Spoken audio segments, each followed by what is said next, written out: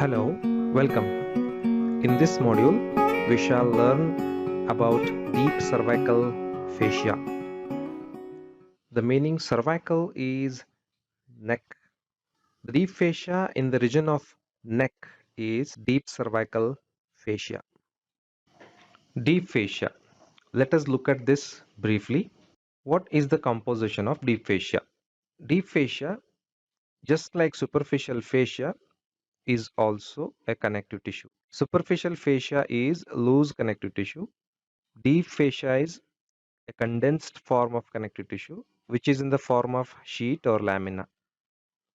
We have seen this glistening white fibrous just below the superficial fascia during dissections. How it is formed? Let us recall the fascia of thigh for a while to understand how it is formed. So this is transverse section of thigh showing three different compartments: anterior, posterior and medial muscular compartments. You can see here below the superficial fascia a white fibrous sheet. This is deep fascia. We can also see it extending between the compartments here and here. This is formed because of independent contracting nature of different compartments. Say anterior, medial and posterior compartments contract independently. This forms condensation of fascia whatever is existing between the compartments in the form of sheet or lamina. This is how it is formed. Some of you must be thinking, why to learn deep fascia of neck in one full session? Yes, it is an important structure clinically as well as anatomically, but during dissections it is very difficult to demonstrate because of its thinness and transparent laminar formations. This picture shows transverse section of neck. You can appreciate deep fascia in different colored lines covering around different structures. This is vascular compartment. This is visceral compartment. This is vertebral compartment.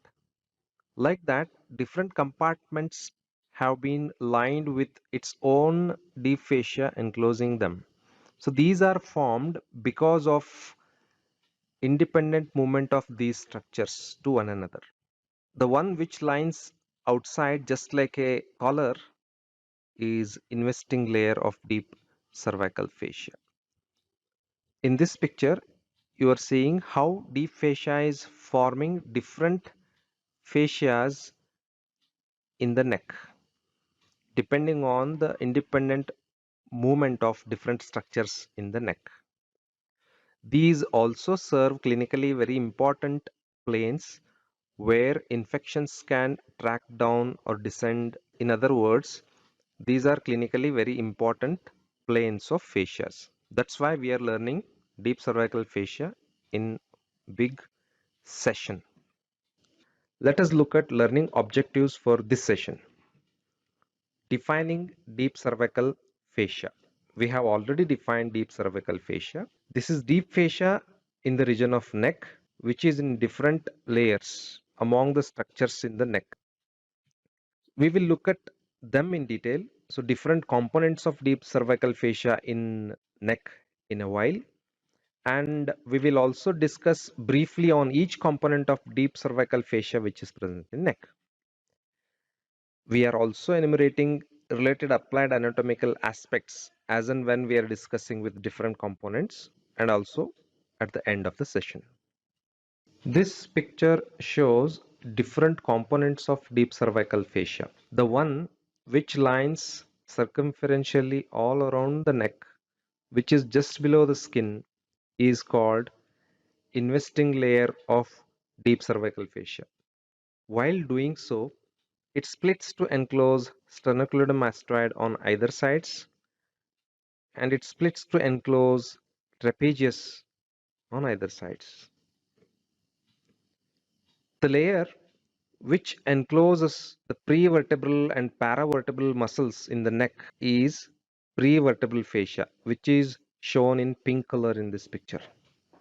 The layer of fascia which is around the visceral compartment, say trachea and thyroid gland, it is called pretracheal fascia. Thyroid gland, muscles in the neck, prevertebral muscles of the neck.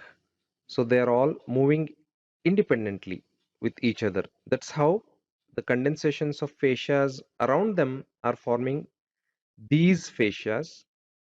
And even though vascular compartment is not mobile, because of the surrounding structures which are moving, the condensation of fascia around the vascular structures will form carotid sheath, which is around carotid vessels and internal jugular vein. So these are the components of deep cervical fascia. I repeat, this is investing layer which encloses sternocleidomastoid and trapezius. This is prevertebral fascia. This is pretracheal fascia. This is carotid sheath. Investing layer of deep cervical fascia can be seen here covering the neck like a collar. During its course, it splits to enclose sternocleidomastoid and trapezius on either sides. Looking at its vertical deposition, we can see the investing layer of deep cervical fascia makes roof of anterior triangle. It also makes roof of posterior triangle. It is extending from lower border of the mandible, angle of the mandible, mastoid process, superior nuchal line from above till the superior border of sternum, upper border of clavicle, acromion, the border of acromion, and spine of scapula below. As we learned, it is splitting to enclose two muscles in its course and it is roofing two triangles in the neck. It follows several features in the rule of two, which we will see it in next slide. Rule of two for investing layer are it encloses two muscles, that is sternocleidomastoid and trapezius. It holds intermediate tendons of two muscle bellies. So those muscles are digastric and omohyoid. You can see this is anterior belly of digastric. This is posterior belly of digastric muscle. Both of them have intermediate tendon. This intermediate tendon is attached to investing layer of deep cervical fascia. It holds this intermediate tendon. Just like that, this is superior belly of omohyoid and this is inferior belly of omohyoid. Both of them are joined by intermediate tendon here. So that is also held by this investing layer of deep cervical fascia. So that is how it holds intermediate tendons of two muscle bellies. It makes roof of two triangles, that is anterior triangle and posterior triangle. It encloses two glands and it encloses two spaces. Once it is attached here on the hyoid bone, holding the intermediate tendon of digastric, while running up, it splits to enclose submandibular gland, and while running up in front of the ear, it splits to enclose parotid gland. So it encloses two glands, that is submandibular gland and parotid gland. It encloses two spaces, that is when it reaches the lower border, it has created a space above the sternum, that is suprasternal space, and it creates a space below above the clavicle, that is supraclavicular space. So these are the rules of two followed by investing layer of deep cervical fascia. Deep cervical fascia encloses two glands in its course. Let us look at it in little detail. Once it runs up from hyoid bone towards the mandible, as it is shown in this picture, it splits into superficial layer and deep layer to enclose submandibular gland, which is behind the mandible in this part. The superficial layer attaches on the inferior border of mandible and deep layer attaches on the mylohyoid line on the inner surface of ramus of mandible. Just like that, when it runs up behind the angle of the mandible towards the ear, it splits to enclose parotid gland. The superficial layer of parotid gland is attached to zygomatic arch, which is here, and deep layer is attached to tympanic plate, which is here. Among the deep layer of this fascia, there exists a ligament that is a thickened band between the styloid process and mandible. We call it stylomandibular ligament. This is part of investing layer of deep cervical fascia, that is stylomandibular ligament. The same investing layer of deep cervical fascia encloses two spaces as it reaches its lower border. That is, when it reaches the sternum, its upper border, it is splitting to enclose suprasternal space. Just like that, as it reaches clavicle, this is parasagittal section through the clavicle. It is splitting to enclose this space, that is supraclavicular space. You can see in this picture, supraclavicular space is traversed by supraclavicular nerves and external jugular vein. The posterior lamina of this supraclavicular space is attached to inferior belly of omohyoid. Pretracheal fascia in this transverse section can be seen here in front of the trachea. It is also enclosing the thyroid gland. In vertical position, it extends from thyroid cartilage. This is cartilage of the larynx. It descends down, enclosing the thyroid gland, and it descends much more down to blend with pericardium, that is fibrous pericardium of the heart. Pretracheal fascia can be moved along with the larynx during deglutition. So when person swallows, the laryngeal cartilages move up, which pulls this part of the pretracheal fascia, along with which the thyroid gland also moves up. Let us understand something called as ligament of Berry. In this picture, you can see extension of pretracheal fascia from thyroid cartilage till fibrous pericardium. It is enclosing lobule of thyroid gland. When it encloses thyroid gland, the part of the pretracheal fascia which is doing so is called false capsule of thyroid gland. The posterior part of the false capsule, which is near to the larynx, is held tightly adherent to cricoid cartilage by a condensed connective tissue, a ligament which is known as ligament of Berry. Indeed, ligament of Berry also helps to pull up the false capsule with thyroid lobule in it, along with the up-moving larynx during deglutition. Let us observe how deglutition can cause upward movement of thyroid gland looking at a video.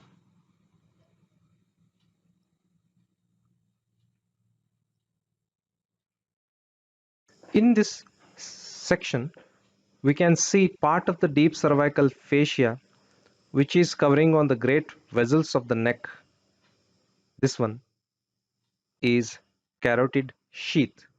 It encloses common carotid artery and internal jugular vein and vagus nerve. It is in the form of a tube. It is a tubular sheath extending from the base of the skull till the root of the neck.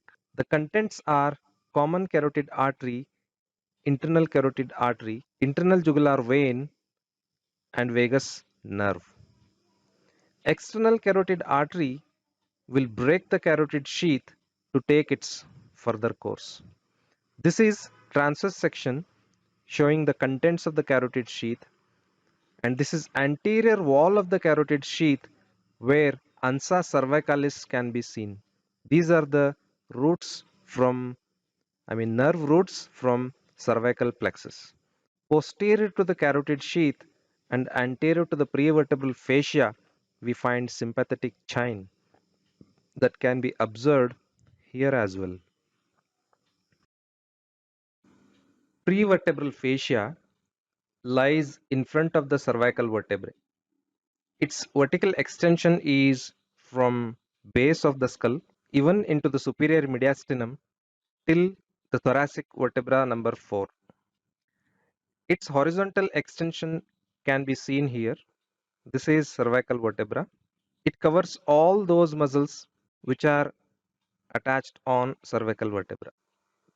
Pre and paravertebral muscles are covered by this prevertebral fascia. In its lower extension, it reaches the outer border of first rib. Cervical plexus, brachial plexus are passing out of the spinal cord and leaving the spaces between the paravertebral muscles to reach the posterior triangle. One can see here cervical plexus, especially brachial plexus, is emerging out and away from the spinal cord, passing through the spaces between paravertebral muscles. Even the subclavian artery, which passes out from the root of the neck into the axilla, passes between the paravertebral muscles. While doing so, subclavian artery and brachial plexus carry a tubular extension of prevertebral fascia in the form of axillary sheath. This provides an important plane for the spread of infections from deep to prevertebral fascia through the axillary sheath into the axilla, which happens in case of tubercular infections of cervical vertebrae. They can track down into the posterior triangle, or infections can spread through the axillary sheath into the axilla. In this vertical section, we are observing prevertebral fascia. In front of the prevertebral fascia, one more fascia is shown in a dotted line. This is buccopharyngeal fascia. In transverse section, in front of the cervical vertebrae, this is prevertebral fascia. This is muscular wall of the pharynx, uppermost part of the GIT. Its outer surface is covered or lined by buccopharyngeal fascia. There is some space between buccopharyngeal fascia and prevertebral fascia. This space is retropharyngeal space. This usually exists on either side of the midline. It also has some lymph nodes. They are retropharyngeal lymph nodes. There is a delicate adhesion between retropharyngeal fascia and prevertebral fascia in the midline. That is the reason whenever there is infection or swelling or collection of pus in the retropharyngeal space, usually it is paramedian in position. It is sensible to learn about buccopharyngeal fascia at this context, where it is showing so much close relation with this prevertebral fascia. When buccopharyngeal fascia is traced upwards, it even extends around the oral cavity on the outer surface of muscle buccinator. There is one more fascia, that is pharyngobasilar fascia. We can deal with it when we learn about pharynx. In this slide, we shall learn briefly about Pharyngeal spaces. This is transverse section of pharynx at the level of mandible above the hyoid bone. We can see tongue here, wall of the pharynx with palatine tonsils. This is cervical vertebra, prevertebral and paravertebral muscles covered by prevertebral fascia, carotid sheath and its content, sternocleidomastoid covered by investing layer, styloid apparatus with its muscles attached, parotid gland, mandible, and medial pterygoid muscle. So we have to look at two spaces in this section. One is retropharyngeal space, which is behind the pharynx here, and one more is lateral pharyngeal space, which is on the lateral to the pharynx here. This is retropharyngeal space. Anteriorly in this space, limitation is buccopharyngeal fascia, posteriorly prevertebral fascia, laterally carotid sheath, above it connects to base of the skull and below it can extend till superior mediastinum. This is potential space which usually allows the free movement of pharynx during deglutition. Usually the contents of the space are retropharyngeal lymph nodes. They can get infected and pus can be formed. The space which is on the lateral aspect to the pharynx is lateral pharyngeal space. Medially it is limited by buccopharyngeal fascia, laterally by mandible and medial pterygoid anteriorly and parotid posteriorly. Posteriorly it is limited by carotid sheath and styloid apparatus. Usually the contents of the lateral pharyngeal space are maxillary artery and mandibular nerve. This space can also get infected and can fill with pus. The condition is known as Ludwig's angina. Let us recollect some of the applied aspects. Thyroid gland moves with deglutition. This is because of ligament of Berry. Infections from cervical vertebrae can track down into axilla. This is because of a track axillary sheath which extends from prevertebral fascia towards axilla.